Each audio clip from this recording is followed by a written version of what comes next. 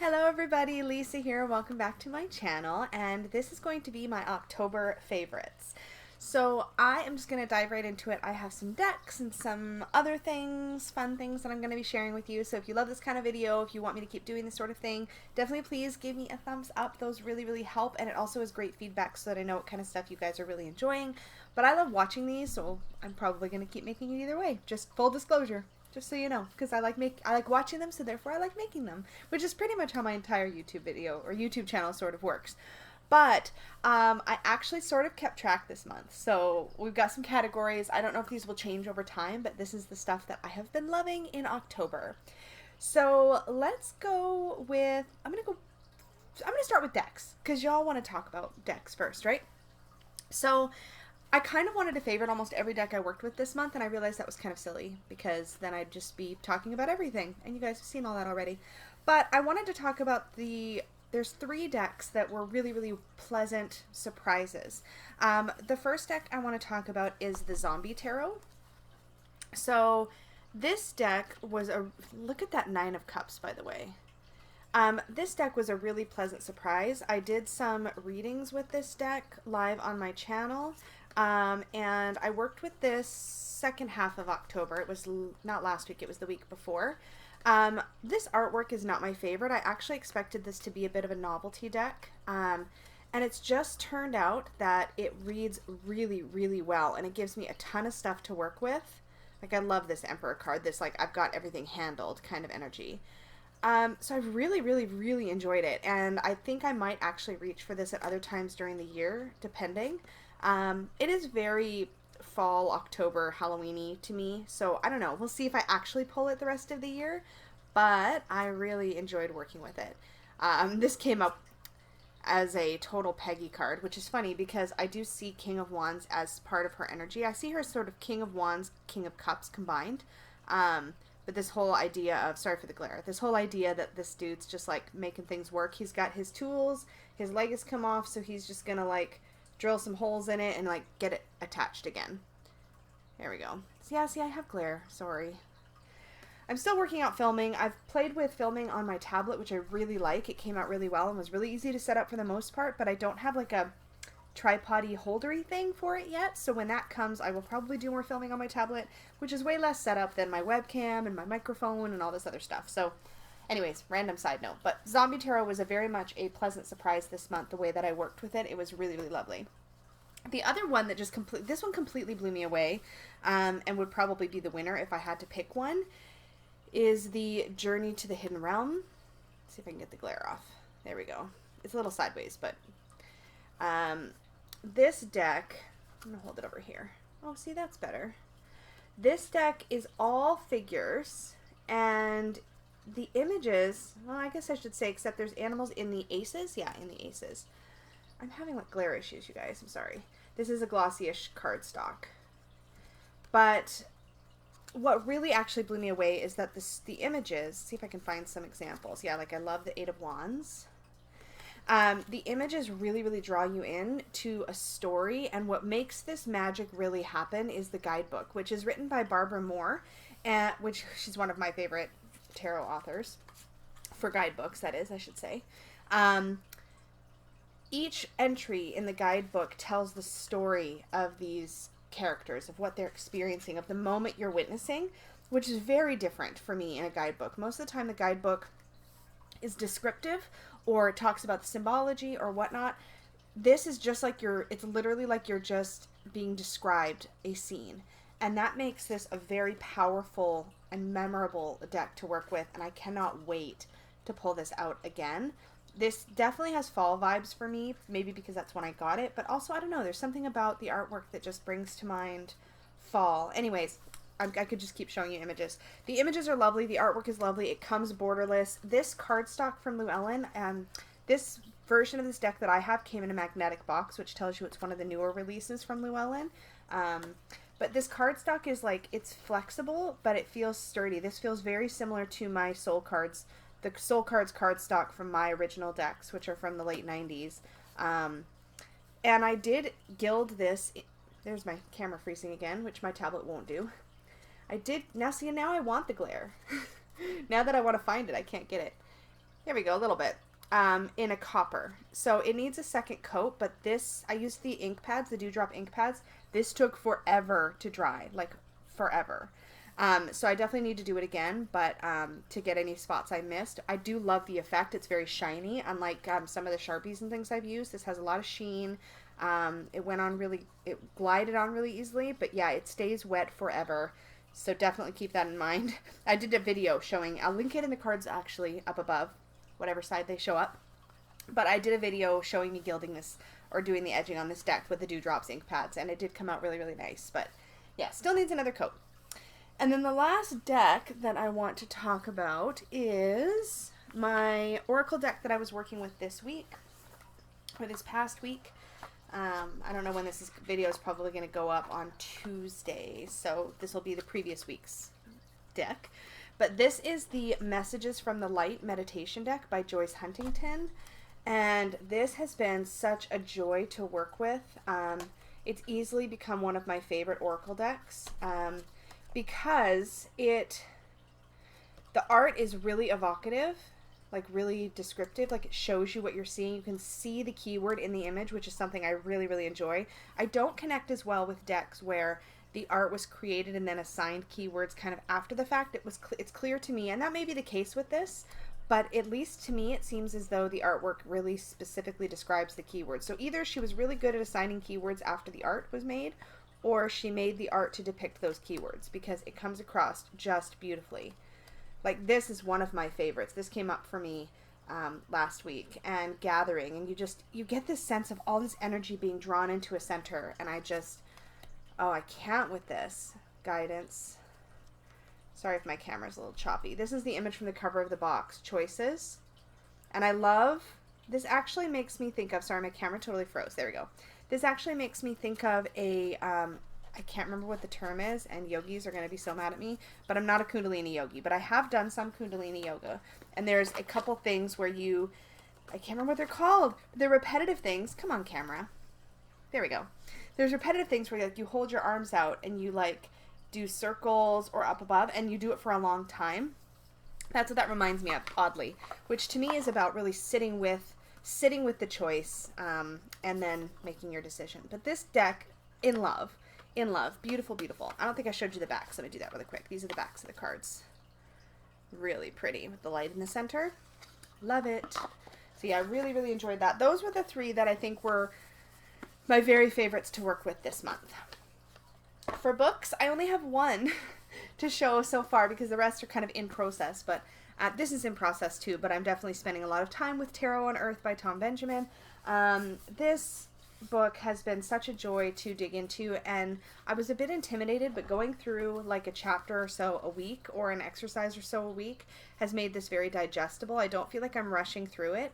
I think that if I were to try to sit down and move through this at my normal self-study pace, it would go over my head a little bit. Like, I feel like I would miss the meaty stuff in it.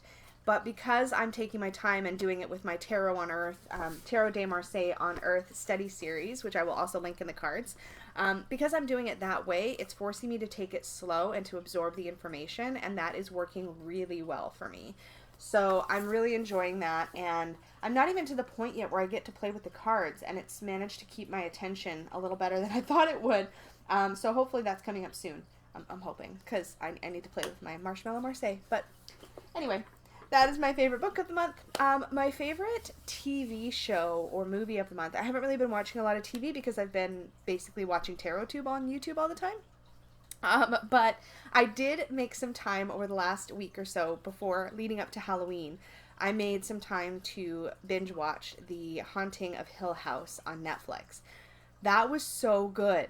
I haven't watched anything scary in like a long time, and it's not gory scary. I mean, I think there's probably some moments, but it's not gory scary. It's more psychological thriller, creepy. There's definitely some jump scare sort of moments, which is not, I enjoy the I guess the rush of the fear, but it really did a good job of, like, it was one of those shows where I found myself thinking about it in between episodes and after it was over, and like digesting and processing it, which I really enjoy.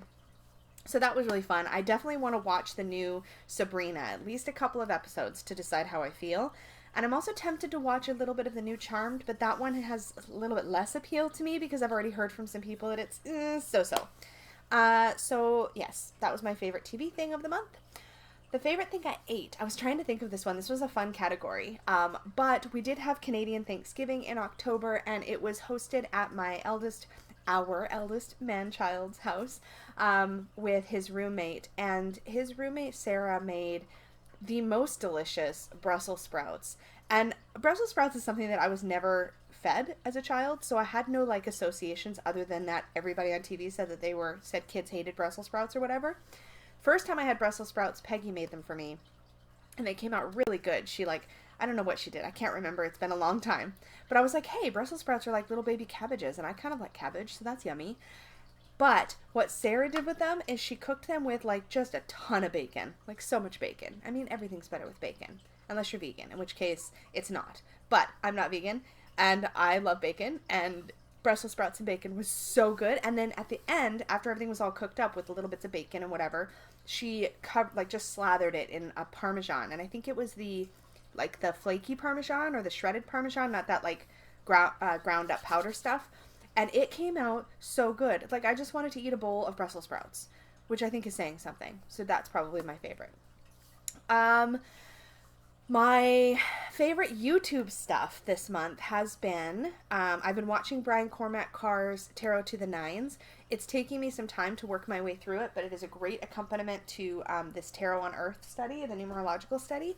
And I've already had some really big ahas with that series so far, and I think I'm only up to number 3, which is pretty impressive. He clearly put a lot of effort into that series. I will definitely link it in the cards or in the description box down below if YouTube doesn't let me link it in the cards. But if it lets me, I'll put it in the cards.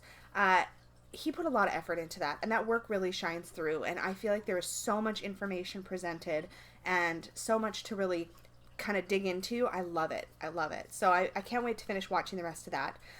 One of my favorite channels this month, just a video that was one of my favorites this month was when Becca showed up on Simon's Cup of Ketchup and Cards. That was really fun. I had no idea it was coming. I hadn't even seen the teaser that there was going to be a special guest. So when I came on and just saw Becca on screen, I was like, oh, Becca's there and they're together. And it just made my heart so happy to see them in the same space at the same time. And I'm looking forward to seeing a little bit more of that as Simon does some traveling and visits some folks. So really enjoyed that. Always really enjoy Kellyanne Maddox's channel. And I've also been really loving the content that Julie at Peekaboo Rose has been putting out. She makes me laugh in the most unexpected ways. And I think it's because she's got this kind of humor where she's very she almost looks very serious, and then she'll just hit you with something with a totally straight face that will have you just cracking up. I remember when she did my tarot knockouts tag, I was just watching, and I was like watching her kind of compete back and forth, or watching her decks compete. It was really entertaining. But then near the end, she was trying to decide between the final 2 decks. I don't know if this is a spoiler. Is it spoiler if it's YouTube? Anyway, she was trying to decide between the last 2 decks, and she was clearly struggling, and all of a sudden this splash screen comes up that's like 2 hours later, and I was just on the floor. I was dying. So I love watching her channels. I get really excited when a new one comes out. And she's also been doing some reading of stories lately, which I love. As I've mentioned before, if anybody wants to come on YouTube and read children's books, I am so down for that. Let me know if you're doing that, and I will definitely make sure that I'm watching those videos. I queue them up into a special playlist that I watch at bedtime, because bedtime stories. The other person that does that, so I will also link her, I think she might have a playlist, but if not, I'll link her most recent one, is Jennifer Willowin, the Thrifty Witch. She also does stories, and they are sort of specific to the season of the upcoming Sabbath, which I also really appreciate and enjoy, and that was the first one that I stumbled on, so yeah, there's some good ones out there. So I think that's it for the YouTube stuff. What else do I have? Oh, yes, self-care. So my favorite self-care thing this month was that I purchased a tarot reading from Kellyanne Maddox. And you guys, I've been reading tarot for other people for like my entire adult life. And when I get a reading, I've usually gotten readings from friends or family myself. And I've been getting readings from people that are into tarot also for almost my entire adult life. So it never really occurred to me that I should get a professional reading, or that I really wanted or needed to get a professional reading. Even though I give professional readings, it's one of those things where it's like, well, isn't that kind of a waste, because I know how to read for myself, and I've got, you know, Peggy can read for me, or my family can read for me, or friends can read for me. Why would I do that? And I was like, it's Samhain coming up, and she had some really great Samhain themed spreads, and one really, really spoke to me. It was called Shake Hands with Samhain, and I was like, I'm doing this. So that was a really beautiful and powerful experience, and I've watched it through solidly with my full attention one time, and I need to go back and watch it again and again and make a whole bunch of notes. But it was really, really powerful, and I felt very seen, and I felt very sort of held in a safe space. And she used the borderless deviant moon in a really beautiful way, and that has really impacted my view of that deck as well in a good way. And it was very, very personal, so I'm not going to share the actual reading itself or anything like that, but she did just a beautiful job, and I really, really enjoyed that, and it has impacted, and actually in a way validated also the way that my camera just froze again. Oh, there we go. It's really validated the way that I feel that I also read for clients, and that felt really good. Like, I noticed that we do some similar things, and that made me feel really good. Just little things like that. It was very validating, but it was really a very special experience, and one that I definitely plan to repeat in the future. Maybe at key turning points, or when I need to check in or get that extra perspective from somebody who doesn't know me.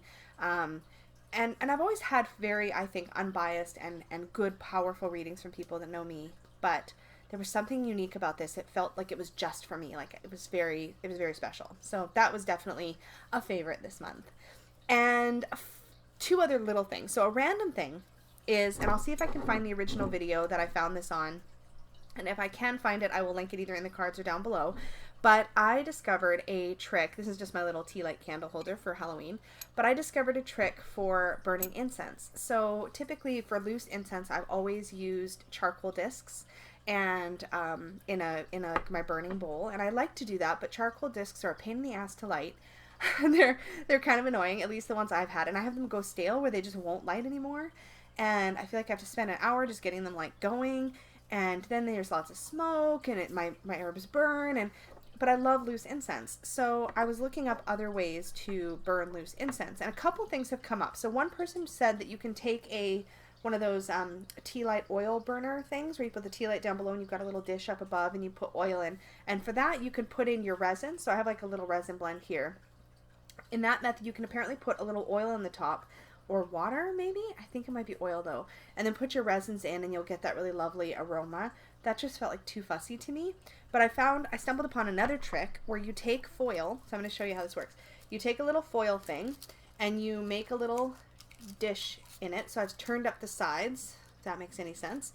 And you can place it over top of a candle. So like so. And then you can take your loose incenses. This actually gets warm very, very quickly, so I've got to like make sure that I've put it in properly, because I won't be able to really reposition it once it's in there. There. Okay. And then you take your resins. Like, I've got resins, but I've also done this with incense that are mostly plant material, like dried plant material, and it still is so good. And you just put a little bit in over the top of the flame. I've got my just like little witchy resin blend here. My dog is totally scratching next to me on the carpet. She's like convinced that she can make it fluffier. It's not going to happen. Shayla, it's not going to happen. Shayla, lay down, baby. She's like, no. Fine. She floofs. Anyway, so when you're done, I don't know if I can really tip this safely, so we'll see. So I've got it in there like that. It's kind of just hanging over the sides. My resins are in the top, and I can already really, really smell it. I don't get a whole lot of visible smoke. If anything, I get like some little wispies. But with plant material or resins, the resins will sort of melt in this method, and you'll get lots and lots of scent. But with plant material too, I get just some beautiful incense smell, none of the smokiness, and it's not so overpowering that it like fills the whole room, which is really nice. So I am all about this, and I plan to actually get, maybe even from the dollar store, one of those oil burners, and then I'll just use foil to line it so that it's easy cleanup. And I'll use that for my incense, I think, going forward for the loose stuff. Sometimes I'm still going to set stuff on fire and use my charcoal, because sometimes I need that like really powerful, like big room filling kind of smell, you know? So anyways, that was sort of my random thing I wanted to share for the month that was a total favorite. And then I have 3 sort of memory experiences that I wanted to share. So my favorite sort of things that I noted down this month. One was I really enjoyed my sister's visit in October. She came up. We had an amazing time. We had some really important discussions that were fantastic and powerful. We did tarot. We went to metaphysical shops and got crystals. It was really amazing. And I really enjoyed that. I also had a really powerful full moon ritual where I redefined ancestor magic, and I made a video about that experience, which I will also link in the cards, whatever side. And my Samhain ritual was also really powerful this month. So I had a lot of really good, powerful progress on my spiritual path that really resonated. And one last thing I just wanted to share, because these are brand new to me, to my life, and these both were brand new to me in the month of October, are my vibrated crystals. So I got these from the Reflections bookstore here in Coquitlam, BC, and I've never seen these anywhere else. So I've talked about these in a couple different videos, but I have a carnelian that's vibrated. And vibrated crystals, the deal with these is that instead of being tumbled to smooth and soften their edges, they've been vibrated. And I still have to look up that process and see like what do they use to vibrate them, but their edges are all smooth, but they keep that really beautiful rough shape. They're less jagged. I mean, there's edges, but the edges have been smoothed. And I really like this piece of carnelian. I think I like it because of all the white that it has on it. I just think that's really cool. And then you get this shock of that carnelian color right through here. And then I went back this is actually what I originally went for, was a vibrated rose quartz. And I know the color might not show up great here because I've got a lot of like bluish light from my laptop, but this piece is that's my hand, so it's a good size. And this one too is a good size, the carnelian. But these are definitely my favorite new crystals for this. Actually, that's not true, because I got a lot of crystals in October. My favorite crystal of the month is definitely, I can't remember its technical name, but the brown tourmaline that my sister surprised me with at Reflections. That one has such a powerful energy, and I have that actually sitting on my crystal altar with my black moonstone and my obsidian and my larvikite. So those are all sitting on my altar, but these I think are going to be like year-round beauties for me as well. So these are really lovely. And I think that is it for my monthly favorites. So thank you so much for hanging out with me and watching this. I will try to remember to have all the relevant linking things for stuff I've talked about so that you can see that stuff as well. And as always, I would love to hear some of your monthly favorites down below. So let me know what your favorite maybe deck or book or TV show or self-care or memory or whatever was for October, because I really love reading about those and watching those on other people's channels. So definitely share down below. I can't wait to hear from you all again, and I will talk to you all again very soon. Bye!